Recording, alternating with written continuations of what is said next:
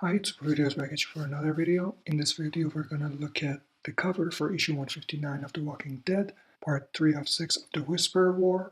And we're going to look at the cover for a little bit, talk about it, and then we're going to use that cover to continue our ongoing prediction about the events that are going to happen in the Whisperer War. So, as we can see in the cover, we have Beta and then we have Dwight, who is standing in front of a militia, most of which I assume are from the Saviors, but I also see Heath in there. So it might be a mixture of all communities. And then we see, obviously, Beta is holding his famous knife, and Dwight seems like he's leading the militia.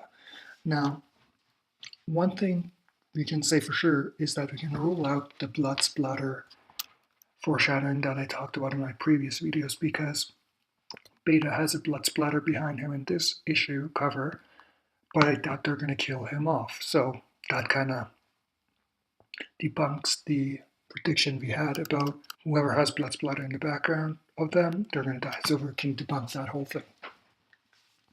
But other than that, one important thing is the perfect timing for this issue cover to be released, because by this point now we know that Beta is going to lead the Whispers and that Alpha is no longer alive or a part of the Whispers. So it's perfect timing on their part for this to be released this way. I would assume if they didn't want to do it this way, they could easily have put Beta on the cover for issue 157 instead, because that would be the start of the war and Beta is the leader at that point. But they chose to put him on this issue cover, which makes sense because by now we know that he's going to be leading the Whisperers. And the other thing, it relates back to the cover for the previous issue, because for the previous issue, in the cover we had Michonne and Negan, both of which we're assuming are going to be in one team.